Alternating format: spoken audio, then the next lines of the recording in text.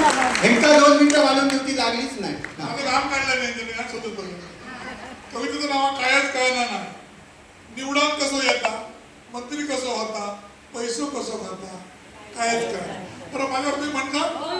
मी हात वर केलं की फक्त म्हणायचं कायच कळणार. काय म्हणता?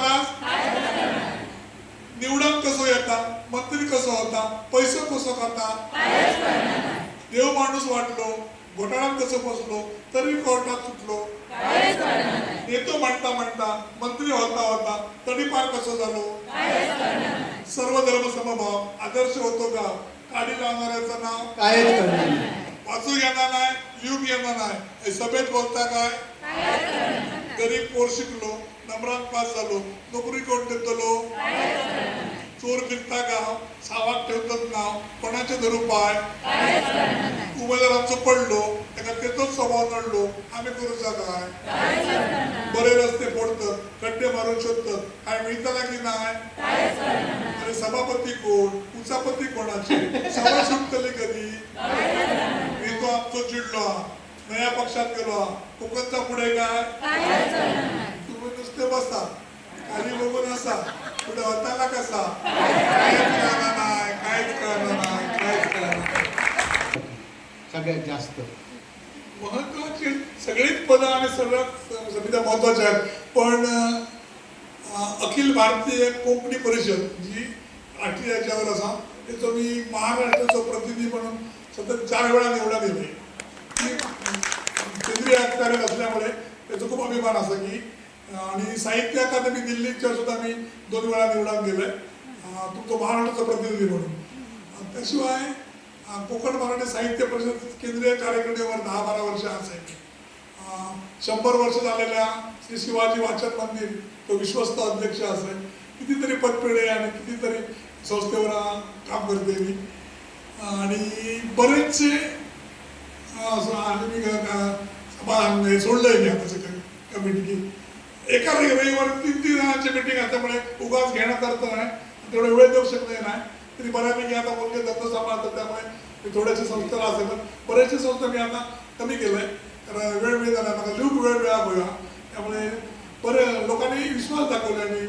लायन्स क्लब असून एक आणि कबड्डी जिल्हा पुरा सिंधुदुर्ग कबड्डीचा अध्यक्ष असं क्रिकेटचा असं आणि खूप समितीला असेल, पण पुढे असं म्हणजे त्रास द्यायचं नाही म्हणून मला कमिटीत घेतो म्हणून त्रास द्यायचो नाही,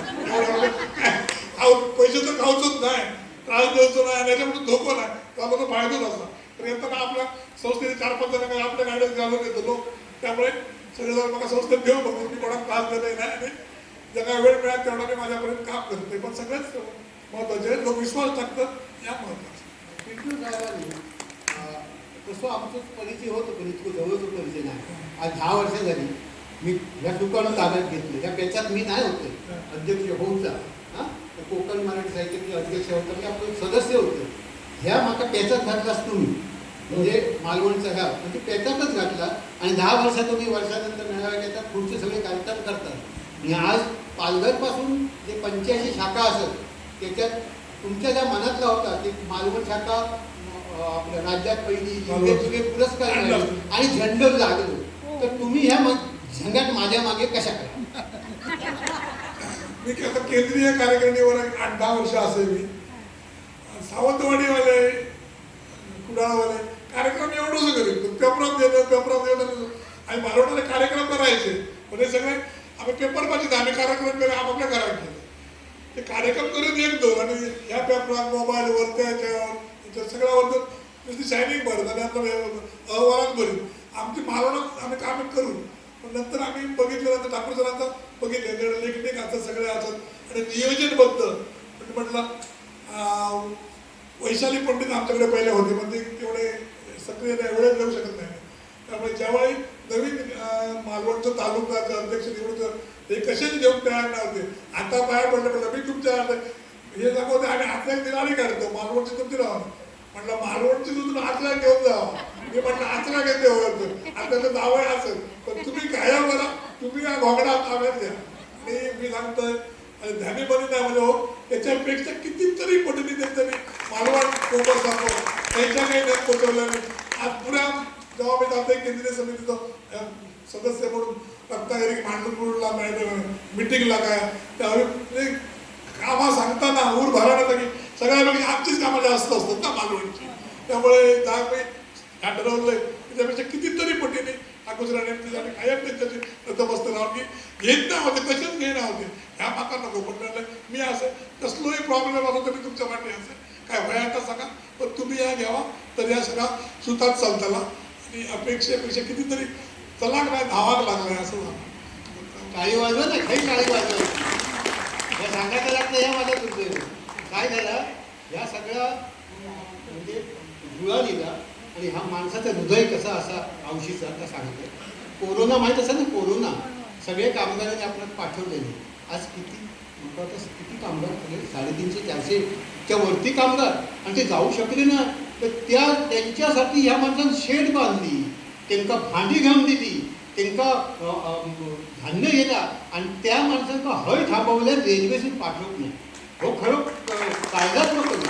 आणि ती माणसं रडली जाताना आज येताना ती कशी येतात आणि त्या माणसांना त्यांना जगवल्या या अत्यंत महत्त्वाचं असं मी त्यांना सांगत होतं. मी आता हो नको मी आचरा विभागीय स्थापन करतोय थकडे जातोय माका सांगल्याने थकडे गेला की आम्ही मेलो थकडे कारण त्यावेळी काय होता पिंटो एकटेच होते 35 सदस्य होते आणि आज 350 सदस्य असेल फक्त साहित्यिक नको साहित्यिक कविता ऐकणारे तरी होय आज असलेल्या सगळे रसिक असत ह्या एक महत्त्वाचा असा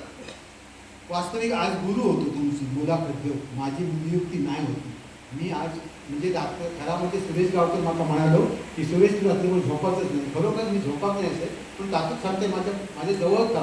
मी मुलाखत घेऊन तुमची नाही होती पण आपल्या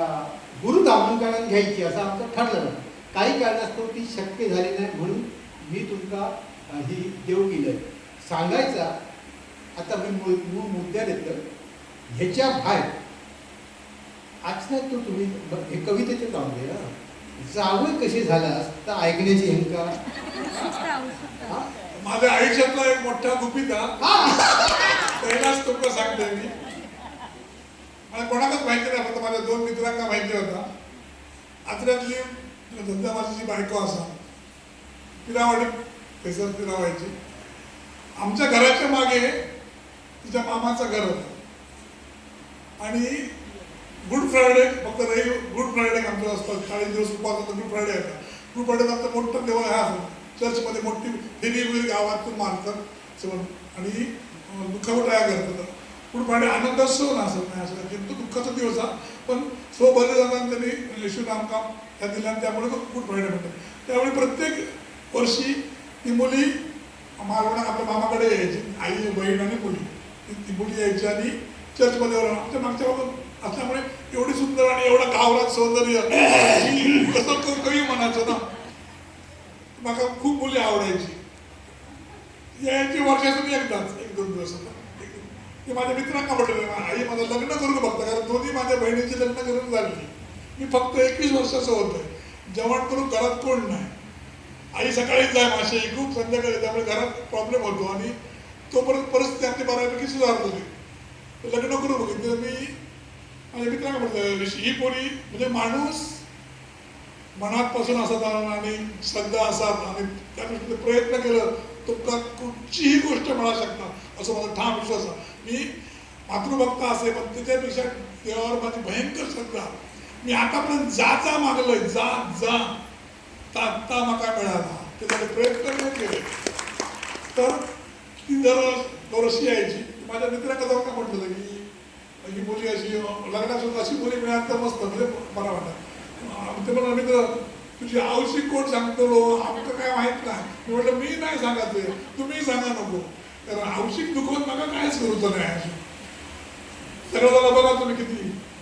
1-2 मुली आता दाखवल्या मी पण ऐकत ते पसंत आहे माझ्यापर्यंत दिलेच नाही. तर माझ्या भावाजीने सांगलं की आपल्या कशी आपल्या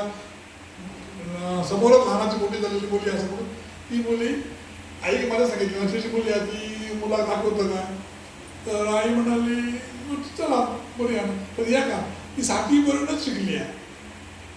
भाऊजी माझे म्हणाले आई म्हणाली 7वीपर्यंत शिकली आहे जिल्हा सांगा नको ती का सांग 10वीपर्यंत शिकली आई त्या काय सांगता आणि ती का बघून आणले मी आणि त्यांना सांगावं लागले त्यांना आई सांगणार की चुका मुलांनी विचारल्या तू शिकलो विचारतो नाही तो वाटताना विचारला 10वी शिकलं पण सांगतो आम्ही कशा खोटा बोलायचा मी सांगतोय ना मी असे पुढे बघू आई म्हणतात आई दिल्यानंतर आणि माका तर भावाची कडे दाखवलं मी बघितलं मी खुश मी सांगते का मला हीच मुली काही त्यापासून 420 हा तेव्हा गपचूप बघितलं आणि घराकडे कशी आले तू सांगशील तुका कशी आपण सांगायला नको नंतर त्यांना आई सांगितलं माझ्या मुला मी जसं आई जबरदस्त आई मागा जपायची माझं एकुलतो एक मुलगा असा त्याचा पसंत असली तर बाबा सांगा पण त्याच्या 10वीचा तुम्ही सांगा विचारल्यानंतर आम्ही बघतोय काय तर झालं तर मग काय नाही बोलली अशी अशी काय करतं म्हटलं बघ तू काय पसंत आता माका बोल त्या शब्दा बाहेर गेला आणि त्या मुलीशी माझं लग्न झालं 45 वर्ष झाले लग्नाला आमच्या एवढा मी सुखी आहे आणि एवढा माझं म्हणजे तुम्ही परमेश्वराकडे काहीही मागा मी एक टोपली माझी आई मासे घेऊन जायची तेव्हा तांबनकर आणि मोठे कृष्णनाथ तांबन मोठे व्यापारी होते मालवणात त्यांच्याकडे मालवणाचे सगळे मासे त्यांच्याकडे यायचे बोटी गाड्या ट्रक मी म्हणायचो असा मी कधी सप्लायर होईल मी त्याच्यात एवढा मोठा सप्लायर झालो माझ्याकडे माशा गाड्या माझ्याकडे 10 गाड्या 10 डॉलर 200-300 माणसं कामाला बर्फाच्या फॅक्टरी कामदार इतके म्हणजे जे जे मी मागितलं मी आज माझा बाथरूम आहे तेवढ्या रूममध्ये आम्ही 4 माझ्या 3 भावंड आणि माझी आई राहायची माणसाचे दिवस तेच राहत नाही प्रामाणिक असेल कष्ट करणार तुम्ही असा काही तुम्ही परमेश्वराकडे मागा आणि त्याच्याकडे प्रयत्न करा तुम्हाला मिळालीच पाहिजे असा माझा ठाम विश्वास आहे धन्यवाद तुम्हाला मिळालीच पाहिजे आणि आम्ही सोडली म्हणून लावली मुळात आमचा औदार्य असा ना मी हो प्रश्न विचारतोय या पिंटोंका माहीत नाही माका माहीत नाही होतो थोडंसं पिंटो भावनावच झाले आणि म्हणून विचारलंय आज पिंटो मुक्तीची ही दीर्घ कविता आज या ठिकाणी भाई जयंती खरोखरच असा कारण हे सगळा भाग्य गुपित माझ्या बायको कळवून देऊ नका अजून कळवत नाही असं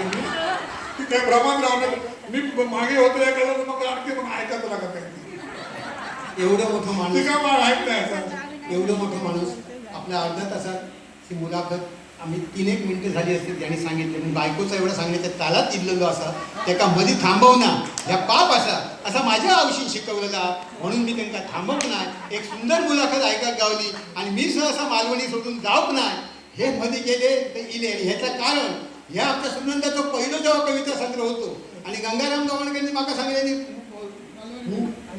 काय सांगितले सूत्रसंचालन मालवणीत करा समोर एवढी माणसं रामेश्वराच्या कृपेत गंगाराम गवणकरच्या समोर मी सूत्रसंचालन केले माझं अभिनंदन केलं तेव्हापासून माझं हो धीर जपलो आणि आज मी घेऊ शकलोय त्याच्यासाठी माझ्यासाठी आणि पिंटोसाठी टाळे वाजवा आणि टाळे वाजवल्यामुळे तुम्हाला फक्त 10 मिनिटाची रेस्ट 10 मिनिटं शेवटची विनंती आहे 15 ऑगस्ट संध्याकाळी 4:30 वाजता कुठचा हॉल तो समर्थ हॉल मालवण अप्पळम ब्रिजच्या अगोदर आहे मी लहान हॉल घेतला होता 80-90 लोकांचा मग बघितलं तर खूप लोक येतात म्हणजे पाहिजे त्यामुळे तुम्ही सगळ्यांनी यायचं आहे 4:30 वाजता अध्यक्ष हेच आहेत कारण गुरुपौर्णिमेला माझी तारीख होती ती पण थोडंसं काम झाल्यामुळे 15 ऑगस्ट ठरलं गुरुपौर्णिमेची प्रकाशन होतं 2 गुरुंना अर्पण केलं इथे आदरणीय ठाकूर सर आणि माझे गुरु रवींद्र वराडकर त्यांच्या हस्ते होणार आहे तो हे अध्यक्ष आहेत आणि आपण कोमल समाजाचे सगळे त्यातलं करून माझे 4-5 कविता कोणाकडे मी सांगताय हिंदी कविता आहे तर तुम्ही 4-5 एकाने वाचा तुम्ही मी वाचेन आणि चांगला कार्यक्रम होईल सर्वांनी या 4:30 ते 6:30 2 तासाचा कार्यक्रम असणार आणि मोठा हॉल आहे AC हॉल आहे 350-400 लोकांचा मोठा हॉल असल्यामुळे कमी पडू देऊ नका तुम्ही येणार सगळे येणार म्हणून मी मोठा हॉल घेतलाय कार्यक्रमासाठी मुद्दाम या आवर्जून नम्र विनंती आहे धन्यवाद